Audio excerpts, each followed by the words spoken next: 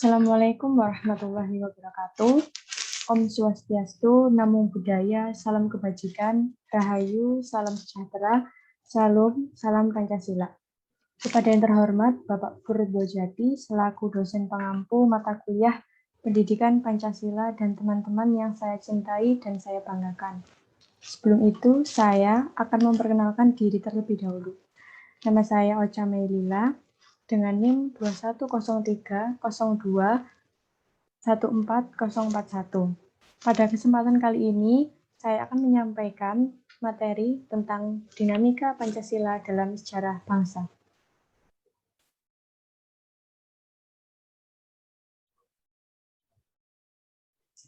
Perjuangan Indonesia sesudah 1908.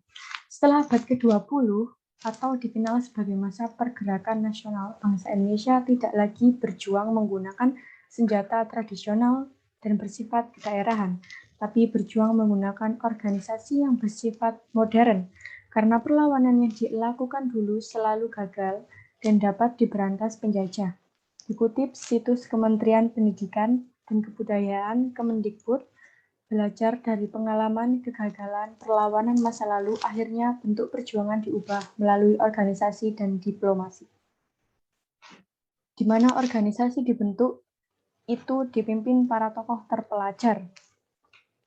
Ciri perjuangan yang dilakukan setelah abad ke-20 yakni organisasi yang dibentuk bersifat modern, lebih terarah atau terorganisasi, bersifat nasional tidak kedaerahan. Pergerakan kemerdekaan yang dilakukan dengan menggunakan organisasi lebih teratur dan bergerak di berbagai bidang seperti sosial, politik, budaya, dan pendidikan. Pada masa tersebut banyak paham-paham bermunculan. Yang pertama, nasionalisme, yang kedua, patriotisme. Adanya paham tersebut mendorong lahirnya organisasi modern. Pembentukan organisasi pada masa pergerakan nasional. Yang pertama, masa pembentukan 1908 sampai 1920. Pada masa tersebut berdiri organisasi Budi Utomo, Sarekat Islam, Indis Party, merupakan organisasi pergerakan nasional pertama yang berdiri. Budi Utomo didirikan oleh Wahidin Sudirohusodo pada 20 Mei 1908. Pada 1908, sejarah Indonesia memasuki babak baru, yaitu masa pergerakan nasional. Kedua, masa radikal atau non-kooperasi 1920 sampai 1930.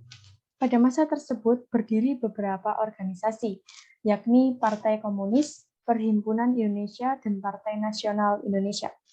Yang ketiga, masa moderat atau kooperasi 1930 sampai 1942.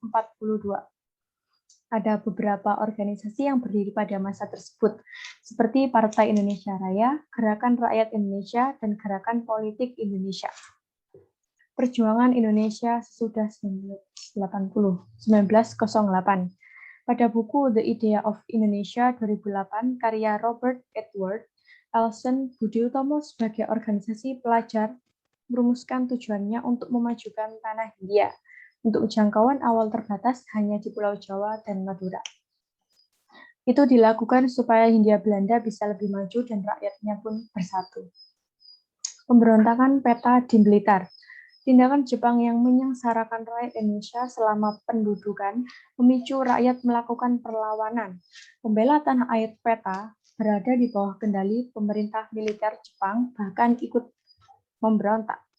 Ini disebabkan karena perwira peta kerap direndahkan oleh Jepang. Para shidokan yang melatih mereka bersikap sombong. Mereka juga tak tahan melihat Romusa dan pemerasan yang dilakukan oleh Jepang. Kekecewaan tentara peta makin menjadi ketika mereka ditugasi mengawas pekerja para Romusa membangun kubu di pantai selatan. Para Romusa dipaksa bekerja keras tanpa makan dan tanpa upah. Makanan dan bantuan kesehatan pun sangat minim. Pada akhir 1944, jumlah penduduk laki-laki di desa sekitar mereka berkurang, sehingga perempuan menggantikan sebagai gantinya. Para perempuan pun mengalami penyiksaan dan menjadi sebuah korban. Pengakuan sang pengawal terakhir, Sudanko Supriyadi, peta. Kenangan yaitu sejarah dari mana dia bermula dan berakhir Itu pula yang terjadi pada sosok bernama Tersono, lelaki berumur hampir 90 tahun. Ini sepanjang hidupnya selalu mengingat kenangan pada jalan perjuangan dan nasib sahabat serta atasannya Sudango Supriyadi. Beliau sangat kagum dan bangga melihat Hai Mangadek, Gepian Rani, dan Mas Supriyadi sebagai prajurit peta.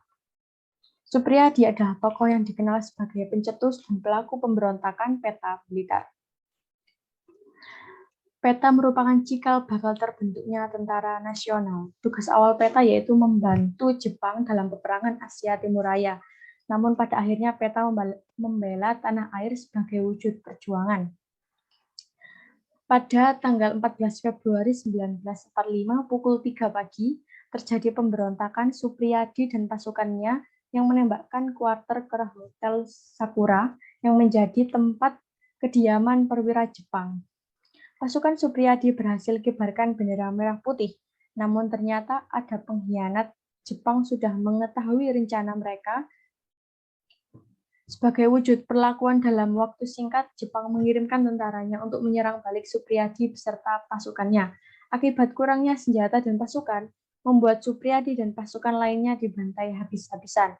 Ada yang dihukum seumur hidup, ada yang 17 tahun, dan 7 tahun. Sesuai dengan tingkat kesalahan, Supriyadi dinyatakan hilang, tidak ditemukan hingga kini. Ada yang bilang bahwa beliau hilang secara mistis, karena beliau merupakan pemuda religius senang menjalani ritual puasa dan mediasi. Hilangnya Supriyadi masih menjadi teka-teki yang beragam. Ada yang mengatakan beliau melarikan diri ke Jawa Barat, ada yang mengatakan bahwa Supriyadi diasingkan dan dieksekusi di Kepulauan Seribu. Akhirnya Supriyadi diabadikan pada sebuah patung di depan museum dan monumen yang terletak di Jalan Jenderal Sudirman, Bogor, Jawa Barat. Sejarah perumusan Pancasila, pembentukan BPU-PKI. Pancasila menjadi dasar negara dari Negara Kesatuan Republik Indonesia yang sebelumnya dirumuskan oleh Soekarno dan disampaikan pada 1 Juni 1945. Tanggal tersebut kemudian dikenal sebagai Hari Lahir Pancasila. Pancasila berasal dari bahasa Sanskerta. Panca berarti 5 dan sila berarti prinsip atau asas. Sejarah perumusan Pancasila sebagai dasar negara diawali dengan pembentukan Panitia ke-9, panitia kecil dalam BPU-PKI. Pembentukan BPU-PKI. BPU-PKI dibentuk pada Jepang pada 29 April 1945. Kekalahan Jepang dalam Perang Pasifik semakin terlihat. Pada 7 September 1944, diumumkan bahwa Indonesia kelak akan dimerdekakan. Oleh sebab itu, Jepang kemudian membentuk BPU-PKI untuk menyelidiki usaha persiapan kemerdekaan Indonesia. Pada 29 Mei sampai 1 Juni 1945 diadakan sidang pertama. Dalam sidang ini terdapat 3 tokoh nasional yang menyampaikan gagasan mereka, yaitu Muhammad Yamin, Dr. Supomo, dan Insinyur Soekarno. 2 sampai 9 Juni 1945 dibentuk Panitia 9 yang diketuai oleh Soekarno. Dalam sidang tersebut terjadi perdebatan antara dua golongan, yaitu golongan nasionalisme dan golongan yang mempertahankan syariat Islam. Usulan dari Insinyur Soekarno pada 1 Juni 1945. 1. Kebangsaan Indonesia, nasionalisme. 2. Internasionalisme, berikemanusiaan. 3. Mufakat, demokrasi. 4. Kesejahteraan sosial. 5. Ketuhanan yang berkebudayaan. Dr. Supomo, 31 Mei 1945. 1. Persatuan. 2. Kekeluargaan. 3. Keseimbangan lahir dan batin. 4. Musyawarah. 5. Keadilan rakyat. Muhammad Yamin, 29 Mei 1945. 1. Peri kebangsaan. 2. Peri kemanusiaan. 3. Peri ketuhanan. 4. Peri kerakyatan. 5. Kesejahteraan rakyat. Piagam Jakarta. Anggota BPU-PKI terbagi menjadi 2 golongan, yaitu nasionalisme yang menghendaki bentuk negara sekuler, di mana tidak bergerak di bidang agama. Sedangkan golongan kedua yaitu golongan Islam. Mereka menghendaki bentuk negara berdasarkan syariat Islam. Persetujuan di antara kedua golongan ini dilakukan oleh Panitia 9 yang tercantum dalam dokumen rancangan pembukaan hukum dasar. Dokumen inilah yang disebut sebagai Piagam Jakarta. Sebelum Pancasila dalam Piagam Jakarta disahkan, terjadi beberapa perubahan yang dilakukan oleh PPKI. Perubahan tersebut terjadi karena mendapat laporan utusan Kaigun kepada Mohatta bahwa Indonesia bagian timur yang tidak beragama Islam merasa keberatan dengan sila pertama.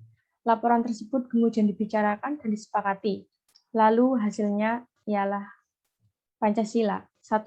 Ketuhanan yang Maha Esa. 2. Kemanusiaan yang adil dan beradab. 3. Persatuan Indonesia.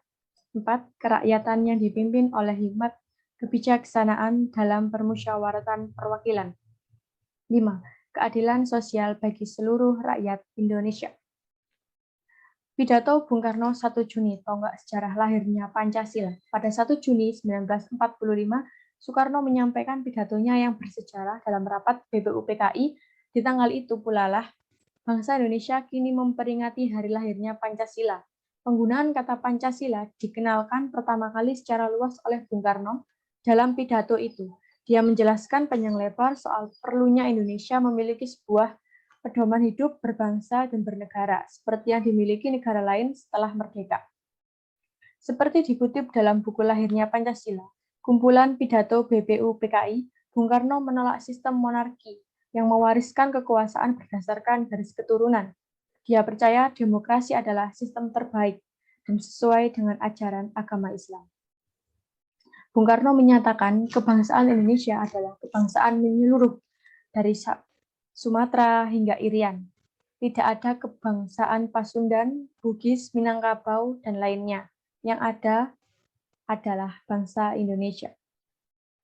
Prinsip ketuhanan yang disampaikan Bung Karno bersifat sosiologis.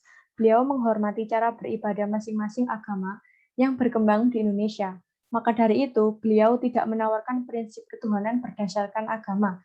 Tentu untuk memberikan keluasan kepada umat beragama di Indonesia menjalankan kepercayaannya. Dinamika Pancasila. Pancasila adalah ideologi dasar bagi negara Indonesia. Pancasila terdiri dari dua kata, yaitu panca, 5, dan sila, prinsip atau asas. Sila ke-1 sampai 5 saling berkaitan. Pancasila memiliki ideologi. Ideologi adalah suatu pandangan atau sistem nilai yang menyeluruh dan mendalam tentang bagaimana cara yang benar dan adil mengatur tingkah laku bersama dalam berbagai segi kehidupan. Secara garis besar, ideologi dapat dikelompokkan menjadi dua macam, yaitu ideologi tertutup dan ideologi terbuka. Ideologi tertutup. Ideologi yang rinci dalam bentuk yang ortodok dan konservatif. Ideologi yang tidak mau menerima interpretasi-interpretasi baru, walaupun zaman dan masyarakat terus berkembang. Ciri-cirinya yaitu kebenaran tidak boleh dipermasalahkan berdasarkan nilai-nilai atau prinsip moral yang lain. Isinya dogmatis dan a priori, sehingga tidak dapat diubah. Menuntut ketaatan tanpa keengganan, bersifat otoriter, dan dijalankan secara totaliter. B. Ideologi terbuka. Menjalankan aktivitas di segala bidang yang bersifat terbuka, luas, dan fleksibel, dan harus mampu mengikuti perkembangan zaman tanpa mengubah nilai dasarnya. Dengan adanya Undang-Undang Dasar Negara Republik Indonesia tahun 1945, seringkali ada generalisasi berpendapat bahwa Pancasila tidak penting. Padahal lahirnya Undang-Undang Dasar 1945 awalnya adalah amanat dari Pancasila.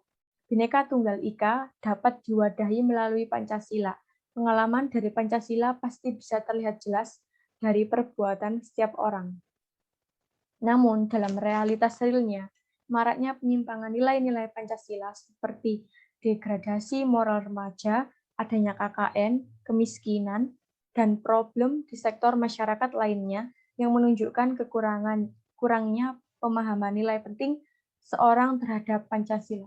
Tim MKWU Pendidikan Pancasila UNESA 2017 Pendidikan Pancasila. Demikian yang bisa saya sampaikan tentang dinamika Pancasila dalam sejarah bangsa. Kurang lebihnya saya mohon maaf. Saya akhiri. Wassalamualaikum warahmatullahi wabarakatuh.